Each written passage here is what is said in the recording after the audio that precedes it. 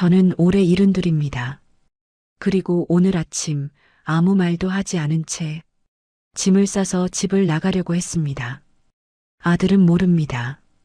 왜 제가 새벽부터 떨리는 손으로 가방을 닫았는지, 왜 마지막으로 집안을 천천히 둘러보며 이제 됐다 라고 중얼거렸는지 그 누구도 모릅니다.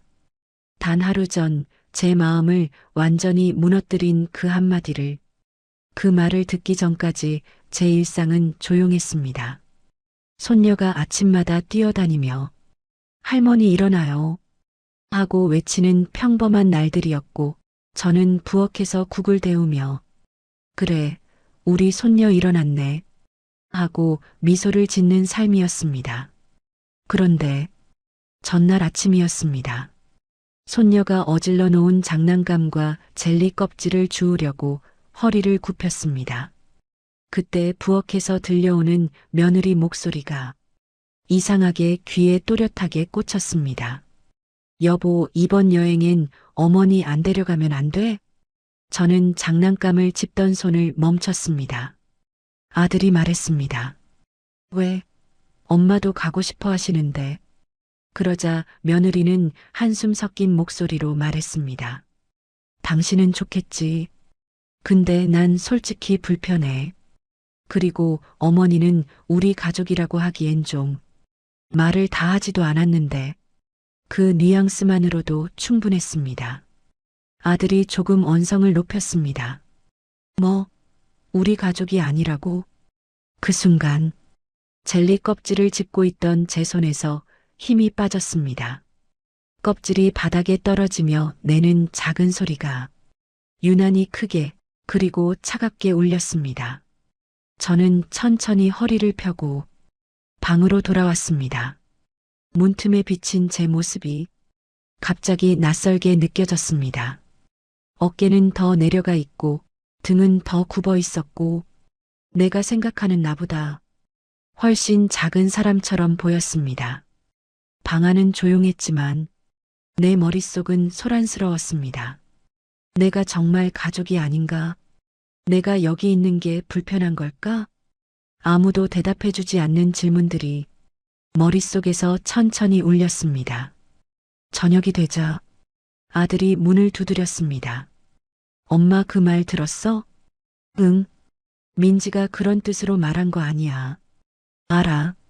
나도 알고 싶다. 표정은 웃고 있었지만 목소리는 떨렸습니다.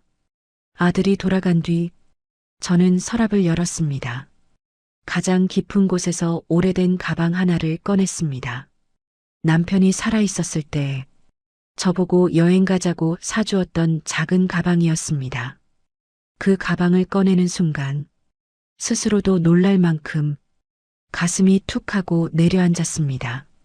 그날 밤 저는 한참 동안 가방을 바라보다가 결국 지퍼를 열었습니다. 속옷 몇 벌, 내복 한 벌, 남편이 사준 회색 스웨터, 약봉지, 손녀가 준 조그마한 편지, 하나하나 넣을 때마다 손끝이 떨렸습니다. 이 집을 나가려고 했던 게 아닙니다. 그저 내가 왜 여기 있는지, 나는 무엇을 위해 이 집에 있는지 도무지 알 수가 없었습니다. 그래서 짐을 쌌습니다. 가방 손잡이를 잡아보며 혼잣말처럼 말했습니다. 나라도 정리가 필요하겠지. 다음 날 새벽 아들이 방문을 열었습니다. 엄마 뭐해? 가방 왜 꺼냈어? 저는 놀라서 손을 뗀 채 말했습니다. 그냥 정리 좀 하려고. 정리를 왜 가방으로 해? 가끔은 그러고 싶을 때도 있다. 아들은 저를 찬찬히 보며 말했습니다. 엄마 어디 가려는 거지? 저는 대답하지 못했습니다. 입이 떨어지지 않았습니다. 아들은 모릅니다. 제가 그날 왜 떠나려 했는지, 왜 가방을 꽉 닫아놓고 한참 동안 문 앞에서 서 있었다는 걸. 아무 말도 못한 건 미워서도 화가 나서도 아니었습니다. 그냥 살던 마음이 한순간에 제자리를 잃어버린 것뿐이었습니다. 그리고 그날 아침 아들은 끝까지 모른 채 출근을 했습니다. 저는 조용히 문 앞에 앉아 가방을 끌어안고 있었습니다. 이게 맞는 걸까? 그 한마디만 계속 마음속에서 맴돌았습니다. 아들이 출근한 뒤 집안은 믿기지 않을 만큼 조용했습니다. 저는 가방 옆에 앉아 한참을 멍하니 있다가 결국 한숨을 내쉬었습니다. 정말 내가 떠나야 하는 걸까? 그때였습니다. 현관문이 열리며 누군가 급하게 들어오는 소리가 들렸습니다. 어머니 계세요? 며느리였습니다. 평소보다 숨이 가빠 보였습니다. 저는 가방을 살짝 발로 뒤쪽으로 밀어놓고 아무렇지 않은 척 말했습니다. 왜 이렇게 일찍 들어왔어? 며느리는 신발도 제대로 벗지 않은 채 말을 잇지 못했습니다. 어머니, 저 아까 그 말 들으셨죠? 무슨 말? 여행 그 얘기요. 저는 잠시 침묵했습니다. 그 침묵이 오히려 대답처럼 들렸는지 며느리는 눈을 떨구었습니다. 그게 진짜 그런 뜻 아니었어요. 저는 담담하게 말했습니다. 괜찮다니까. 하지만 며느리는 고개를 저으며 말을 이었습니다. 아니에요. 제가 너무 큰 실수했어요. 잠시 숨을 고른 뒤 뜻밖의 말을 꺼냈습니다. 사실 어머니가 안 계시면 제가 편할 거라고 잠깐 그렇게 생각했었어요. 순간 저는 심장이 잠시 멎는 듯 했습니다. 그래, 결국 이 말이구나. 속으로 그렇게 중얼렀습니다. 하지만 며느리가 다음에 한 말은 제가 예상한 것이 아니었습니다. 그런데 그게 아니라는 걸 어제 알았어요. 저는 며느리를 바라보았습니다. 그 눈빛이 어딘가 다급하고 진심이 묻어 있었습니다.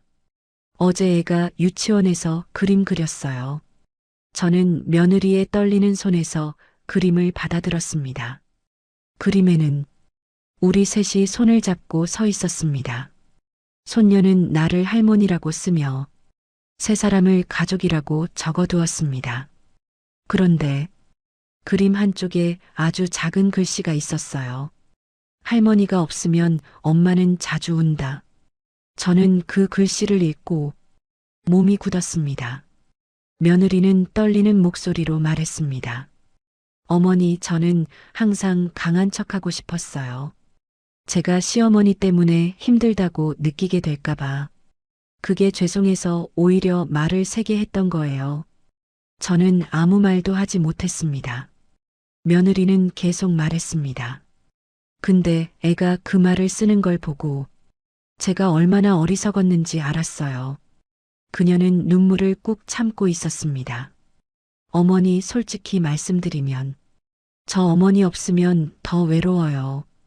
그 말은 제가 생각지도 못한 반전이었습니다. 저는 당황해서 억지 웃음을 지으며 말했습니다. 민지야, 내가 뭐라고. 어머니는 제 가족이에요. 제가 말도 안 되는 짓을 한 거예요. 며느리는 한참을 서 있다가 작게 떨리는 목소리로 말했습니다. 어머니, 혹시 진짜 떠나실 생각이었어요?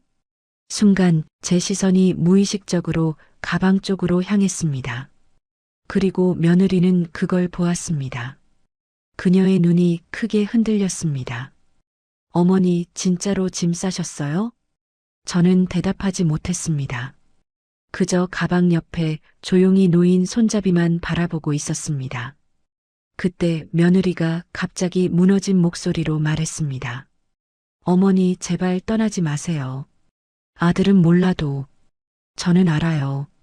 어머니가 계셔야 우리 집이 버텨요. 그 말은 전혀 예상하지 못한 두 번째 반전이었습니다. 그리고 그때 집 문이 다시 열렸습니다. 엄마, 아들이 숨을 헐떡이며 들어왔습니다. 회사에도 가지 않고 뛰어온 얼굴이었습니다. 엄마 짐 싸려고 했어? 저는 그제야 목소리가 조금 흔들리며 대답했습니다. 아니, 그게. 아들은 제 손을 덥석 잡았습니다. 엄마, 나 이제 알았어. 엄마가 왜 방에서 혼자 계셨는지, 왜 요즘 말씀이 줄었는지 며느리도 말했습니다. 여보, 우리가 잘못했어. 어머니를 너무 혼자 두고 있었다. 아들은 숨을 고르며 말했습니다. 엄마, 어디도 가지 마. 말 안 했다고 해서 우리한테 짐이 되는 거 아니야. 그 순간 저는 입술을 꽉 깨물었습니다. 아무 말 없이 짐을 쌌던 이유, 아들은 정말 몰랐습니다. 하지만 이제 그들은 알아버렸습니다. 내가 얼마나 외롭고 얼마나 지쳐. 아들과 며느리가 들어온 거실은 잠시 아무 말도 나오지 않았습니다. 세 사람의 눈빛이 공중에서 얽혀 있었고 나는 손에서 힘이 빠져 가방 손잡이를 놓아버렸습니다. 아들이 떨리는 목소리로 먼저 말했습니다. 엄마, 진짜로 나가려고 했어? 그냥 잠깐 기분이 그랬다. 잠깐 기분이면 가방을 왜 싸? 아들의 목소리가 흔들렸습니다. 그 흔들림 속에는 놀람보다 두려움이 더 크게 들어 있었습니다. 하지만 그보다 먼저 며느리가 울컥하며 말을 내뱉었습니다. 어머니, 그날 말 진짜 잘못했어요. 근데 어머니가 짐까지 싸신 건, 그건 저 때문이죠? 저는 입술을 꽉 깨물었습니다. 대답하면 며느리가 더 미안해할 것 같았고, 대답하지 않으면 또 오해하게 될 것 같았습니다. 그때 아들이 갑자기 며느리에게 소리쳤습니다. 당신 왜 그런 말을 했어? 엄마가 우리 가족이 아니라고? 나도 몰라. 내가 얼마나 후회했는데. 둘의 목소리가 점점 커지자 저는 손을 들어 둘을 막았습니다. 그만해라. 목소리는 떨렸지만 내 안의 감정은 아주 분명했습니다. 그리고 천천히 말을 이어갔습니다. 둘 다 잘못한 거 없다. 나도 내 마음이 왜 이랬는지 모르겠다. 하지만 며느리는 고개를 저었습니다. 어머니, 제가 잘못한 거 맞아요. 그날 그 말하기 전에 사실 며느리는 잠시 숨을 들이마시더니 충격적인 말을 꺼냈습니다. 어머니가 제 방 앞에서 우시는 걸 들었어요. 나는 숨이 멎는 줄 알았습니다. 뭐라고? 아들이 놀라며 물었습니다. 며느리는 떨리는 목소리로 말했습니다. 어머니가 조용히 우시길래 제가 방 안에서 못 나갔어요. 괜히 나오면 더 불편하게 할까봐. 제가 그날 마음이 엉망이었어요. 나는 멍해졌습니다. 나는 울지 않았습니다. 아니, 내가 울었다는 사실을 스스로도 모르고 있었습니다. 아들이 절망한 얼굴로 저를 쳐다봤습니다. 엄마, 당신이 울었다는데 그게 사실이야? 나는 잠시 숨을 고르고 작게 고개를 끄덕였습니다. 잠깐 그냥 마음이 좀 그랬다. 그 말이 떨어지자 아들은 얼굴을 감싸며 의자에 털썩 앉았습니다. 엄마, 내가 도대체 뭘 한 거야? 엄마가 집에서 울 정도였는데 나는 왜 몰랐지? 며느리도 입술을 떨며 말했습니다. 제가 너무 모른 척해서 어머니가 더 힘드셨던 거죠. 근데 그걸 저는 부담이라고 생각했어요. 함께 있던 공기가 갑자기 무겁게 내려앉았습니다. 나는 가만히 두 사람을 바라보다가 조용히 말했습니다. 민지야, 내 잘못 아니다. 아니에요. 맞아요. 어머니가 우는 걸 보고도 제가 나가지 않았어요. 그리고 내가 예상하지 못한 또 다른 말이 이어졌습니다. 사실은 그날 어머니 건강검진 서류도 봤어요. 내 눈이 크게 흔들렸습니다. 아들과 며느리는 내가 병원에서 받은 검진서를 아직 모르고 있다고 생각했을 텐데 어머니 심장 수치, 혈압 다 안 좋게 나왔잖아요. 근데도 저희한테 말도 안 하고. 며느리의 목소리가 떨렸습니다. 그걸 보고 제가 무서워졌어요. 아들은 자리에서 벌떡 일어났습니다. 엄마 진짜 몸이 안 좋아? 왜 말을 안 해? 그 순간 온몸이 얼어붙는 듯 했습니다. 내가 떠날 결심을 하게 된 진짜 이유. 그걸 아들이 이제 알아버린 것입니다. 나는 작게 입술을 달싹였습니다. 아들아, 엄마가 조금 지친 것뿐이다. 조금이 아니라 검사 수치가 왜 이래? 괜찮다니까. 괜찮긴 뭐가 괜찮아? 엄마 병이 있는데.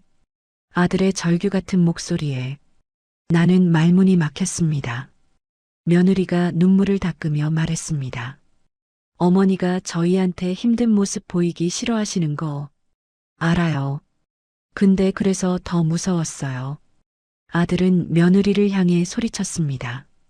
당신이 어머니한테 그런 말만 하지 않았어도 그래서 내가 더 미안한 거야.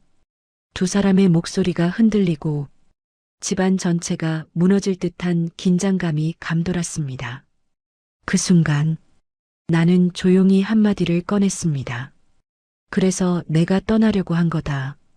둘은 동시에 나를 바라봤습니다. 나는 고개를 숙이고 손에 쥔 가방 손잡이를 힘없이 만지작거리며 말했습니다. 너희한테 짐이 되기 싫었다. 내 몸도 내 마음도. 이제 너희한테 보탬이 안 될 것 같아서. 아들은 목소리를 떨며 중얼거렸습니다. 엄마 미쳤어? 어디를 가려고? 그 말이 떨어지는 순간 며느리는 두 눈을 크게 뜨며 고개를 좌우로 흔들었습니다. 어머니 제발 그러지 마세요. 어머니가 없으면 우리 진짜 무너져요. 그 말은 내가 기대하지 않았던 세 번째 반전이었습니다. 그리고 아들은 조용히 하지만 단호하게 말했습니다. 엄마 어디도 못 가. 이제 내가 엄마 지킬 거야. 아들과 며느리가 들어온 거실은 잠시 아무 말도 나오지 않았습니다. 세 사람의 눈빛이 공중에서 얽혀 있었고 나는 손에서 힘이 빠져 가방 손잡이를 놓아버렸습니다. 아들이 떨리는 목소리로 먼저 말했습니다. 엄마 진짜로 나가려고 했어? 그냥 잠깐 기분이 그랬다. 잠깐 기분이면 가방을 왜 싸? 아들의 목소리가 흔들렸습니다. 그 흔들림 속에는 놀람보다 두려움이 더 크게 들어 있었습니다. 하지만 그보다 먼저 며느리가 울컥하며 말을 내뱉었습니다.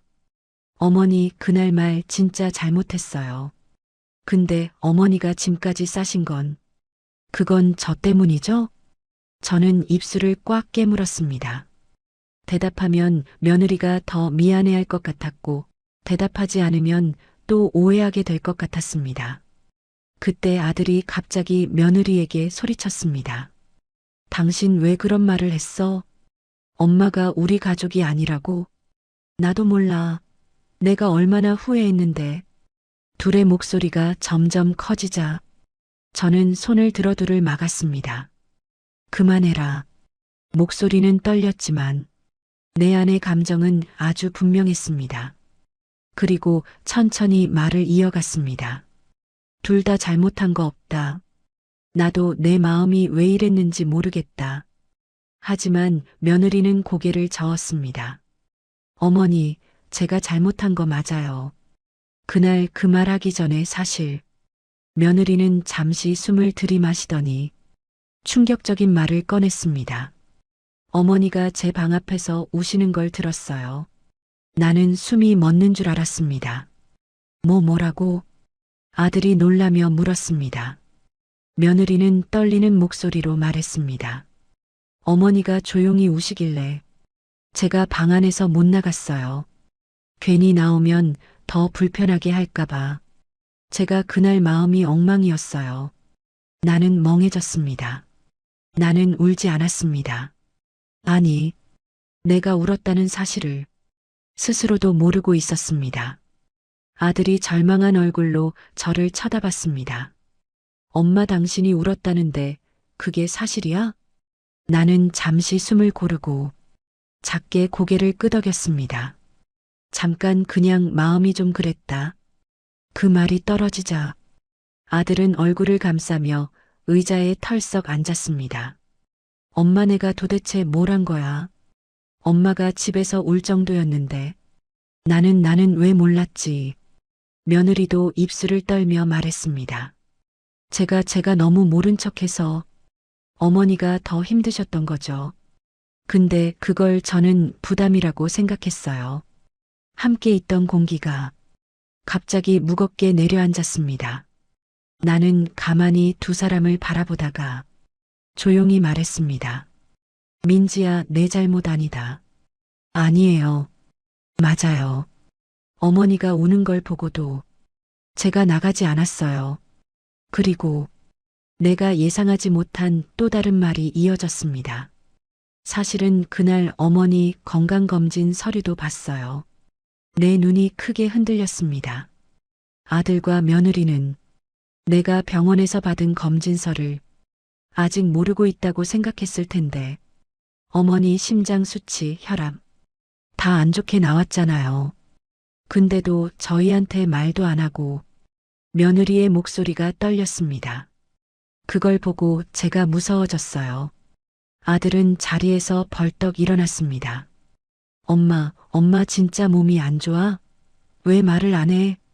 그 순간 온몸이 얼어붙는 듯 했습니다. 내가 떠날 결심을 하게 된 진짜 이유. 그걸 아들이 이제 알아버린 것입니다. 나는 작게 입술을 달싹였습니다. 아들아, 엄마가 조금 지친 것뿐이다. 조금이 아니라 검사 수치가 왜 이래? 괜찮다니까. 괜찮긴 뭐가 괜찮아? 엄마 병이 있는데. 아들의 절규 같은 목소리에 나는 말문이 막혔습니다. 며느리가 눈물을 닦으며 말했습니다. 어머니가 저희한테 힘든 모습 보이기 싫어하시는 거 알아요. 근데 그래서 더 무서웠어요. 아들은 며느리를 향해 소리쳤습니다. 당신이 어머니한테 그런 말만 하지 않았어도 그래서 내가 더 미안한 거야. 두 사람의 목소리가 흔들리고 집안 전체가 무너질 듯한 긴장감이 감돌았습니다. 그 순간 나는 조용히 한마디를 꺼냈습니다. 그래서 내가 떠나려고 한 거다. 둘은 동시에 나를 바라봤습니다. 나는 고개를 숙이고 손에 쥔 가방 손잡이를 힘없이 만지작거리며 말했습니다. 너희한테 짐이 되기 싫었다. 내 몸도 내 마음도 이제 너희한테 보탬이 안 될 것 같아서. 아들은 목소리를 떨며 중얼거렸습니다. 엄마 미쳤어? 어디를 가려고? 그 말이 떨어지는 순간 며느리는 두 눈을 크게 뜨며 고개를 좌우로 흔들었습니다. 어머니, 제발 그러지 마세요. 어머니가 없으면 우리 진짜 무너져요. 그 말은 내가 기대하지 않았던 세 번째 반전이었습니다. 그리고 아들은 조용히 하지만 단호하게 말했습니다. 엄마 어디도 못 가. 이제 내가 엄마 지킬 거야. 그 말은 내 마음속 오래된 벽에 작은 금이 가듯 조용히 파고들었습니다. 아들이 그렇게 말하던 얼굴은 어릴 때 누군가에게 맞아서 울며 집에 들어오던 그 어린 얼굴과 겹쳐 보였습니다. 나는 천천히 앉아 두 손을 무릎 위에 올렸습니다. 아들아, 내가 엄마를 지킨다고 말하니까 엄마 마음이 더 아프다. 아들은 놀라며 말했습니다. 왜 아파? 엄마 힘들면 내가 도와야지. 나는 고개를 저었습니다. 엄마는 내가 지키지 않아도 되는 존재이고 싶었다. 아들은 말문이 막힌 듯 나를 바라보았습니다. 나는 이어서 조용히 말했습니다. 너희가 나 때문에 부딪히고 힘들어하는 걸 보니까 정말 떠나야 하나 싶었다. 그게 너희를 위한 길 같았다. 며느리는 눈물을 닦으며 고개를 숙였습니다. 어머니, 저 때문에 그러신 거면 정말 죄송해요. 나는 며느리의 손등을 살짝 잡았습니다. 민지야, 내가 가끔 긴장하고 말이 세게 나오는 것 엄마도 안다. 그게 너의 전부가 아니라는 것도 안다. 며느리는 더 크게 눈물을 떨구었습니다. 저 진짜 잘하고 싶었어요. 근데 잘하려고 할수록 어머니 앞에서 제 자신이 작아져서 그러다 보니 말도 이상하게 나오고 나는 며느리의 손을 감싸 잡았습니다. 고맙다. 내가 그 말을 지금이라도 해줘서. 그 순간 아들이 갑자기 천천히 무릎을 꿇었습니다. 엄마, 정말 미안해. 나는 엄마가 옆에 있는 게 당연한 줄 알았어. 근데 오늘 처음으로 생각했다. 엄마가 없을 수도 있다는 걸. 나는 두 손으로 아들의 볼을 감싸며 마치 어린 시절처럼 쓰다듬었습니다. 바보야. 엄마는 너희 때문에 살아온 거다. 아들은 눈을 감으며 말했습니다. 엄마 떠나지 마. 병이 있으면 말하고, 힘들면 말하고. 나 엄마 없이 못 산다. 며느리도 옆에서 고개를 끄덕였습니다. 어머니, 이 집에서 떠나고 싶은 사람이 아니고, 제일 먼저 있어야 하는 사람이에요. 거실은 울음 섞인 숨소리와 따뜻한 침묵으로 가득 찼습니다. 나는 한참 동안 말하지 못했습니다. 말하면 눈물이 터질 것 같아서 입술을 꼭 깨물고 있었습니다. 그리고 천천히 가방 쪽으로 걸어갔습니다. 손잡이를 천천히 잡아들고 가방을 다시 내려놓았습니다. 지퍼를 열어 내복과 스웨터, 약봉지, 손녀 편지를 하나씩 꺼내 제자리에 돌려놓았습니다. 아들과 며느리는 조용히 지켜보고 있었습니다. 가방이 텅 비어갈수록 내 마음도 조금씩 가벼워졌습니다. 마지막으로 손녀가 준 편지를 꺼내 펼쳤습니다. 할머니 사랑해요. 오래오래 같이 살아요. 나는 그 글자를 보며 작게 미소 지었습니다. 그리고 아들과 며느리를 바라보며 말했습니다. 그래, 나 안 떠난다. 아들의 눈이 붉어졌고 며느리는 고개를 숙여 울었습니다. 나는 한마디를 더 조용히 보탰습니다. 앞으로는 나도 말할게. 힘들면 힘들다, 아프면 아프다. 너희도 말 못하고 참지 말아라. 아들은 고개를 끄덕이며 내 손을 잡았습니다. 며느리도 제 손등 위에 자신의 손을 포개었습니다. 세 사람의 손이 한데 얹혀 있는 그 순간 나는 깨달았습니다. 가족은 서로를 지키려고 애쓰는 게 아니라 서로에게 솔직해지는 것이라는 걸, 그리고 그렇게 솔직해질 수 있는 사람들만이 정말 가족이라는 걸. 거실창으로 따뜻한 햇살이 스며들었습니다. 나는 천천히 숨을 들이마시며 작게 중얼거렸습니다. 그래, 이 집이 내 자리구나.